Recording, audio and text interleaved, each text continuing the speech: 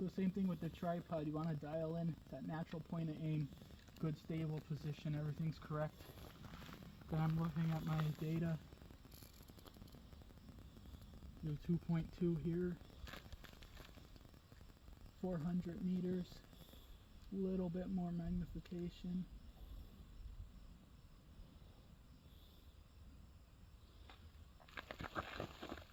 Good stable position, drop in. 2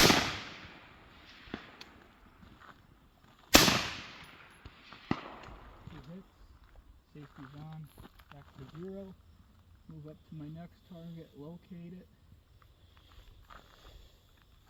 lock in, check my data, 3.3, now 3.3,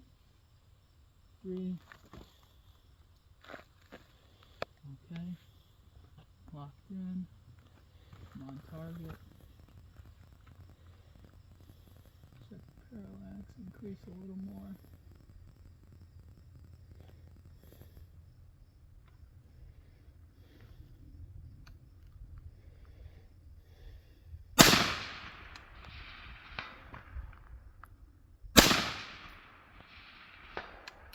Alright, moving up to 6.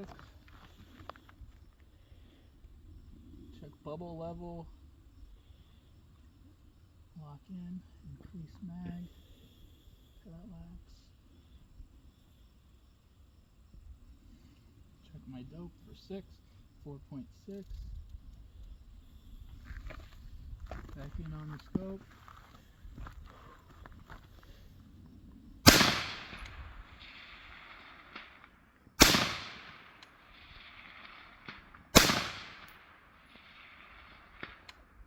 Alright, moving to 725, decreasing magnification so I could pick up the target.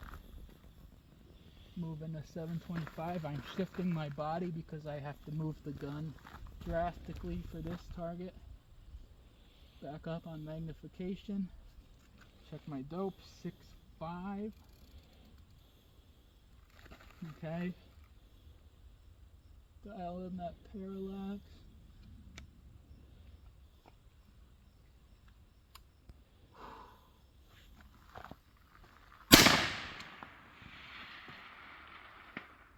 Hit.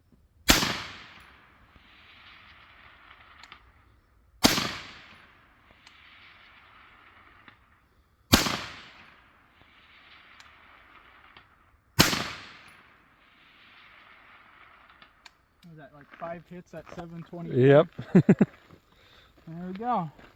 There we go. So the shooting mat, when you're first beginning in the precision world, the shooting mat is a way that you could, it's a tool you could use to build a consistent position. What I mean by that is consistency, building a stable position, and the fundamentals are like the blueprint for precision rifle. And also building your repetition of doing the same thing over and over again. Exactly. So you could use this mat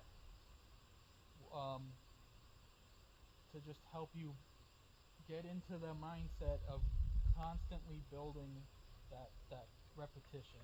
So if you want to just stand over here, so like when you're first, you're gonna shoot at the first target is 400 yards. That's the lowest one, dead center. So stand back here, align this mat, just like plumb in line with it. Do the same thing with your gun, almost like you ever seen a golfer do this kind of silly stuff. Right.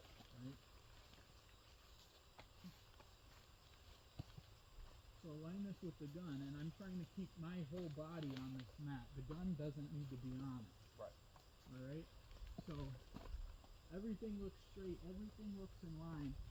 I'm going to stand back up and just look at it. Make sure Double check your work. solid and clean. Alright, and I'm going to get back down. Now, a proper body position for precision shooting is You want to be, your spine should be perfectly parallel with the gun. Alright? Your shoulders should be totally square with the gun. So you get down, and we're actually going to have to shoot at the 500 because the 400 is obscured. So you get down,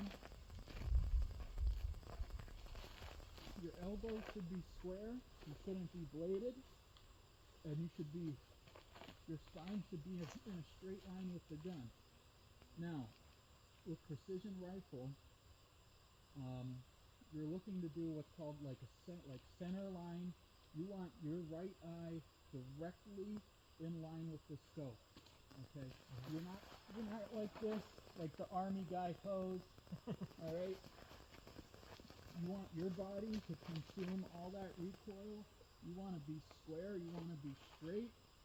And so I keep the gun into my shoulder, and it's not off here. It's damn near into my collarbone and my neck. Right. All right. And then I start with my chin on the stock, and I roll down into the optic. All right. So once you have all this built, next step is to build natural point of aim, so that even if I was like this and I pull this trigger, the gun is going to hit what it's pointing at, right, which is the target. So obviously with a bipod, that starts with adjusting the legs. So like right now for the 500, I could see my reticle is lower than the target, which means the front of the gun has to come up. So I'm just going to start there. All right. And that looks pretty close. This is what's called a rear bag. This is a support bag that rides under the buttstock. Right. Okay. Now there's every way you could imagine to use this. You see how I just folded this up? Yeah. This creates a lot of just tension in the bag. You could get this bag so that the fill inside is so tight, it's like a little brick. And you could just keep making adjustments with this until the reticle is right on target. Right. Because the goal is that reticle does not leave the target. You absorb the recoil, and the reticle rests right back to what you were aiming at. So you could use this like this. You could use this like this, like this. Even you could kind of pitch it in or out, but you're gonna lose stability quick. What happens is if you don't have this built up right, the fill is just gonna loose, and your reticle is gonna start floating above the target. So I just kind of start like this. I get that right under there, and I could see that I'm way above the target. So my bipod is actually a little high. Alright, so I'm going to come down a click.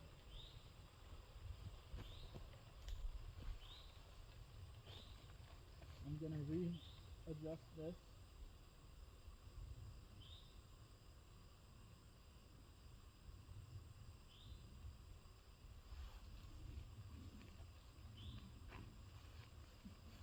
And now I'm still a little high. I'm going to come back down. Okay, now I'm damn near right there. But I like this. I do not want to move it. So you could also generally, let's start with this support hand is holding the bag. Okay. Right.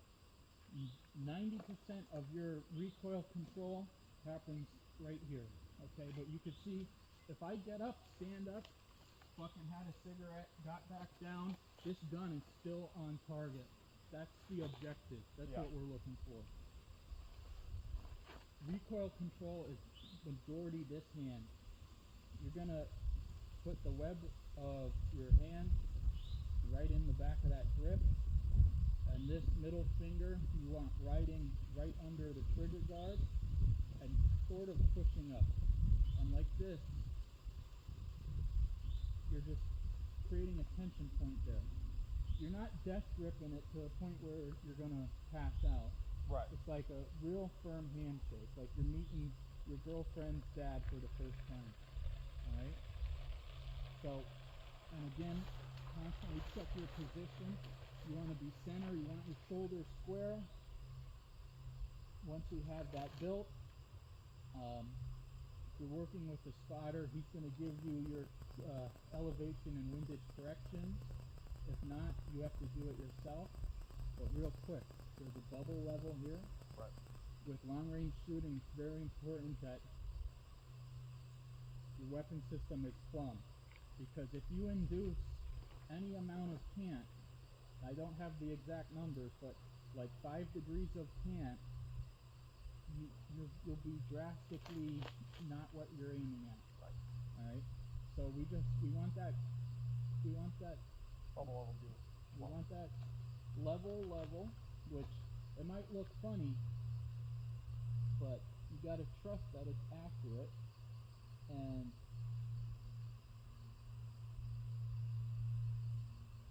the chain of events before you fire the trigger is an acronym called PQ. So P as in parallax,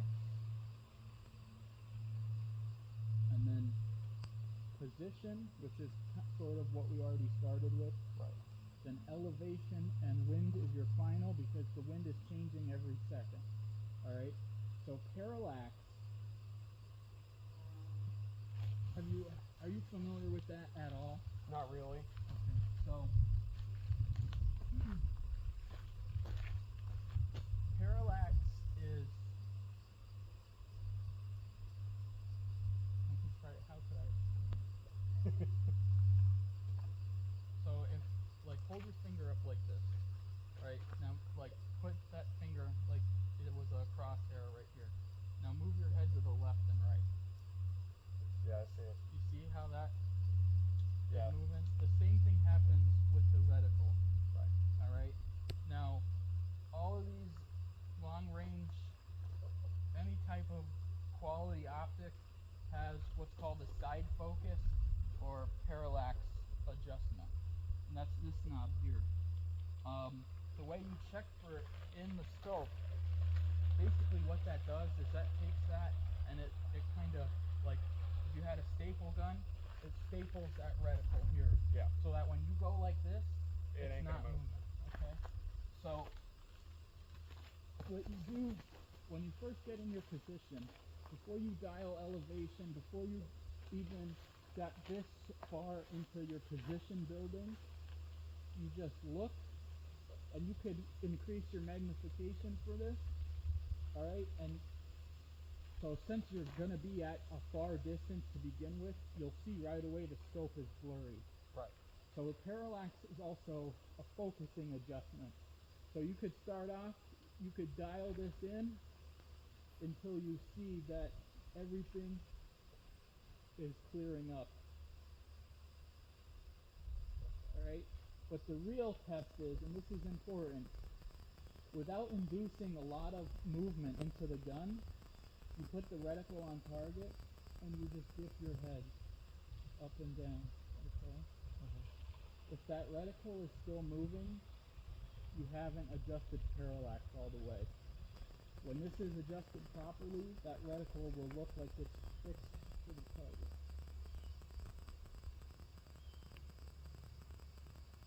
Alright.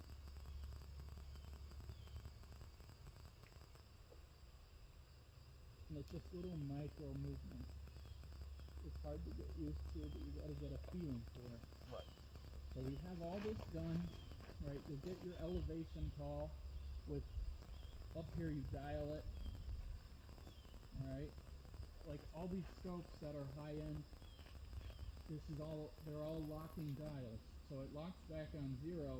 Now if I say 2 mils, you go to 2, alright? This is a mil-based scope. The majority of long-range shooting is in mils and meters. So you're going to get your distance in meters and your subtension elevations in mil. Mil is just a form of measurement. It goes from 0 to 0.10 is 1. So half a mil is 0.5, quarter of a mil is 0.25. All right. This adjustment is in 0 to 0.10. Now the reticle itself has all these adjustments. This is a Christmas tree reticle, and it's a 0.2 adjustment. So instead of being 0.124, it's 0.2468. And I know this is a lot to take in, Right. but when you look through the scope, you'll see you have the center crosshair, then you have the whole Christmas tree forming, where your center stadia, that vertical line, is your elevation adjustment, and everything else to the left and right is wind adjustment.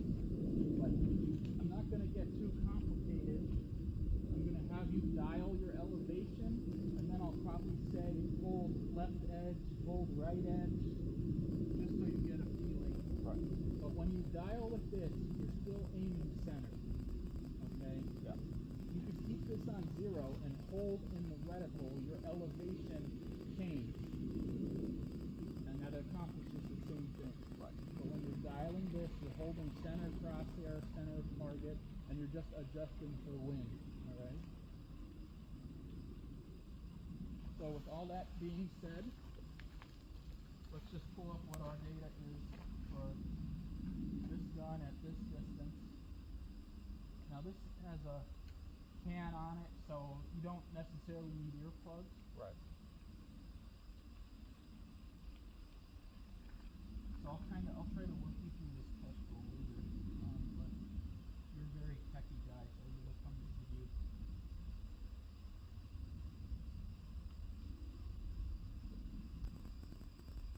The first thing I'm going to do here actually is I'm going to turn my environment on.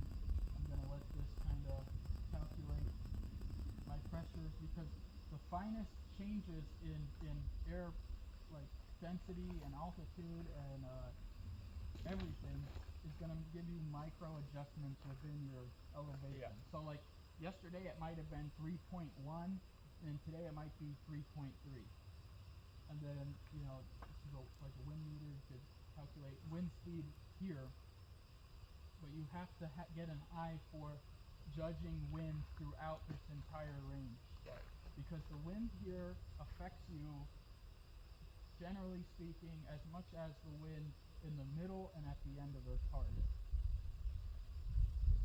That's crazy. I thought the wind like up here would not be as bad as like the wind down at the target. There's a lot of variables. Like we're shooting over a huge canyon, Right. and if you get something in that canyon doing something funny like swirling or like jumping up, or you know, wind is very tricky, and it just takes time to get good with that. Yeah. But I'm getting 3.31 for my elevation up, so we'll run with that. Let me grab some ammo.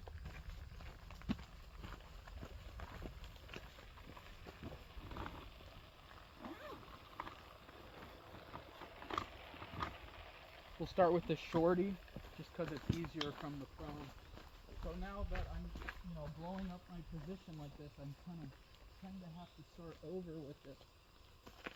This is not a big deal.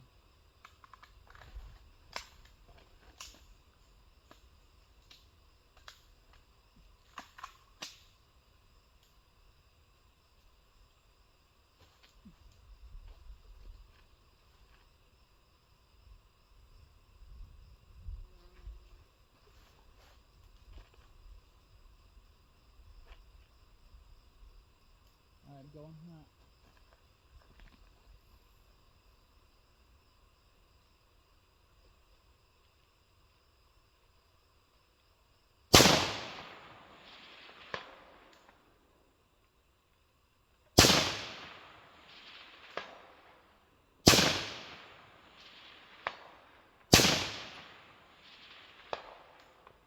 Alright, so I held center, and I could see from my impacts on the target that I'm to the left edge, and so that's just a wind thing. When you get down in that scope, you could see there's a little bit of mirage, and mirage is going to be one of your biggest wind reading things. Right. You could kind of tell direction, so that mirage is going to be at the bottom edge of your glass, where that field kind of connects with the tree line, and you could just see it rippling. If you have a visible mirage, you have decent wind. Even though it appears to be totally flat up here. Let me just see exactly how much.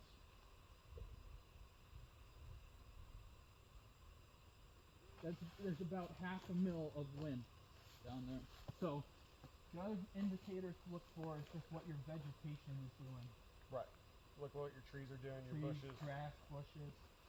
And then the real critical thing is being able to see your impacts. Sometimes you'll be damn near befuddled. You have no idea where you're hitting, and especially if the target's around high grass, there's not dirt, there's not a berm. Sometimes you have to throw a flyer into the ground to try to see an impact to make a wind adjustment. Right. All right.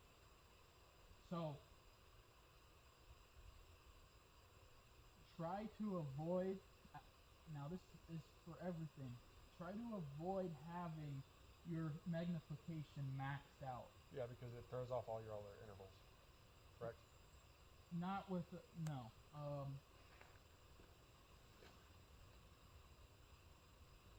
When your magnification is maxed out, it's like driving a car at top speed. You have no control. You're not seeing the whole picture. Dial it back. You typically, the middle point of that magnification range is going to be your best glass, and you don't need to see the teeth on the guy's smile. Yeah. You need to be able to see your impact, and you need to be able to read all those environmental factors. All right. So, but like, this is a first focal plane scope, which means the reticle zooms with your magnification. All right. So at 1 power and at 18 power, all the subtensions in the reticle, the measurements, they're the same value. If you shoot a second focal plane scope, the reticle stays the same size. So if you're not at full power, your subtensions do not have the accurate value. All right. That's why almost everyone is shooting first focal plane. So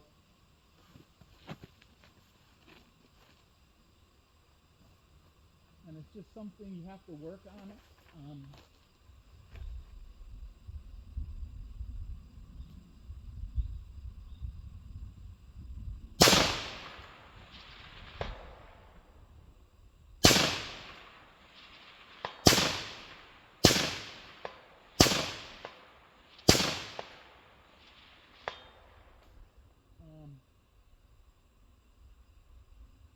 What was I gonna say?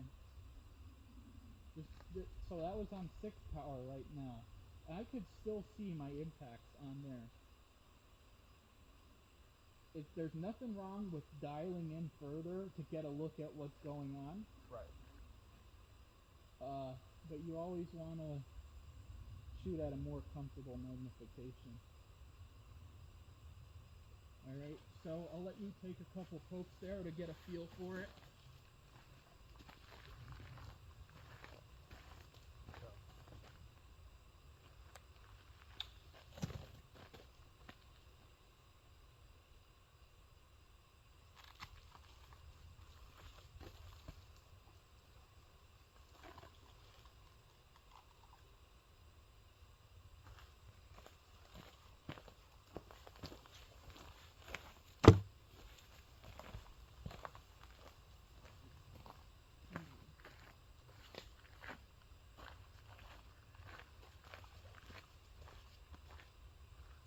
So if you have to turn this hat around. Yeah. Okay? Now, remember what I was saying. Don't do the army guy pose. This is damn near here. Okay? Mm-hmm. So when I look at it right now, it's off to the right of the target. Alright, so you just make those micro adjustments, and now these are micro adjustments. So just a little movement of that rifle. Think about it this way, like point that rifle like it's a laser, and then you adjust your body to the target. So adjust the rifle, and then your entire body shifts. Alright? So you would come like that. Okay. And remember, try to keep your shoulders square, like the gun and your shoulders are creating a T. Alright? Mm-hmm. This hand squeezes the rear bag, and you can make adjustments there by tilting it, moving it, or squeezing it to move it up or down.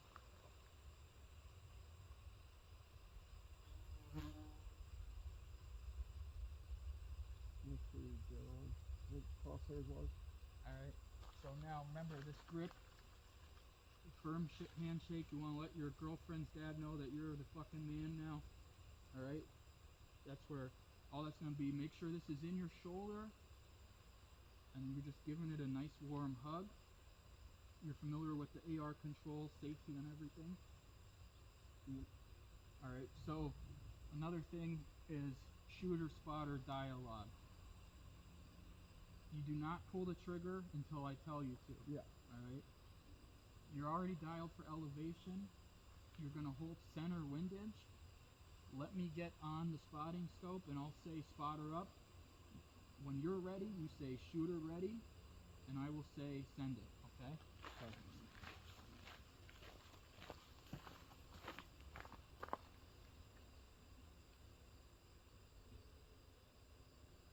Alright, so I'm going to have you aim at the right target on that swing, since I already peppered the left side. Alright, so go ahead and make your positional adjustments, and tell me when you're up. Shooter up.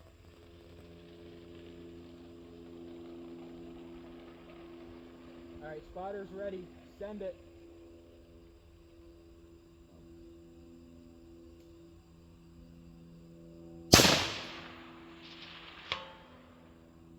That was an impact. Alright, that was a good impact. You're a little low. Your windage is good. So you're just off the left edge there. Dial in your fundamentals. So to go right. Send another one center. That was a good hit. Send it again.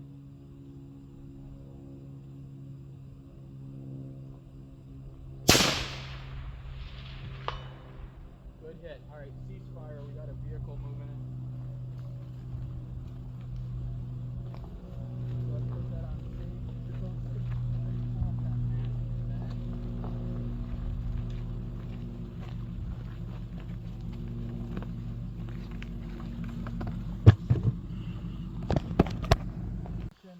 to the left and right. Yeah. So I see the point 2 in the right. So when I say right, I mean you're moving the gun to the right. Okay. So you're going to be on the Left side of the. Yeah. Now remember, this hand has to be back here. Yeah. Okay. So with the left side horizontal crosshair, that'll be your first tick mark is point 2. Yep. That's where you'll be aiming at the orange dot. Okay. All right. Okay. Send it. Okay. You are off the right edge. So hold center. Send it again.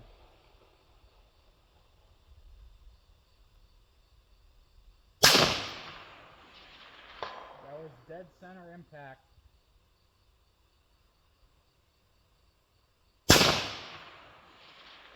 Good hit. Impact.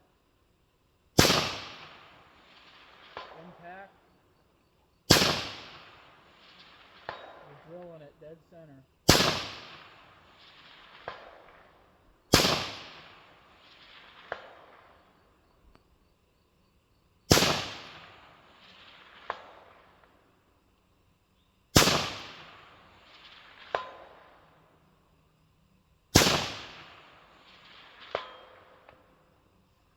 Alright, yep, I say you hit it. It's on safe, but there's still one in the chamber. I didn't empty it, so I don't know you want to take some pokes at it. You were crushing it. Absolutely crushed it. Awesome. Yeah, that was great. Very good.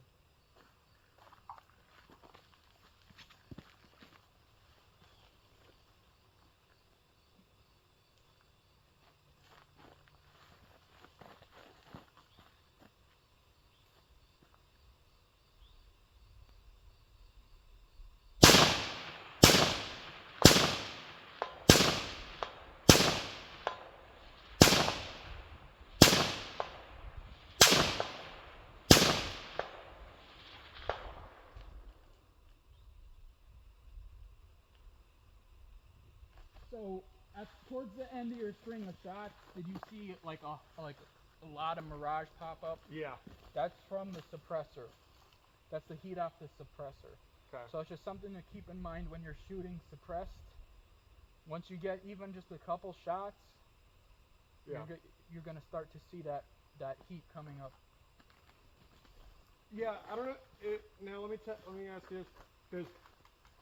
So like in the scope, at first I was having a lot of trouble trying to actually be able to, see down the scope straight where it actually could see the target and everything. Like it was black for a while, trying to find Yeah. is that So someone that's or is that just me? That's because that gun is set for my length of pull and my eye relief. Right. Everybody has a different body shape, so when you set up your gun, it has to be to your eye relief, the location of the scope, and your length of pull. Okay. All right. So that's just a different body trying to do it. that's just a thing. Okay. And also my parallax adjustment might be different than yours. Right. There's ranges on the parallax knob, but don't go by them. Yeah. Because everybody's gonna be a little different. Yeah. In terms of the focus. Yeah, and especially with me because since I do need some type of glasses, like even in my right eye, it's like 0.25 off or something like that or whatnot. Yeah. Well, I mean, you drove the target, Yeah. so I can figure it out. even with all those factors going on.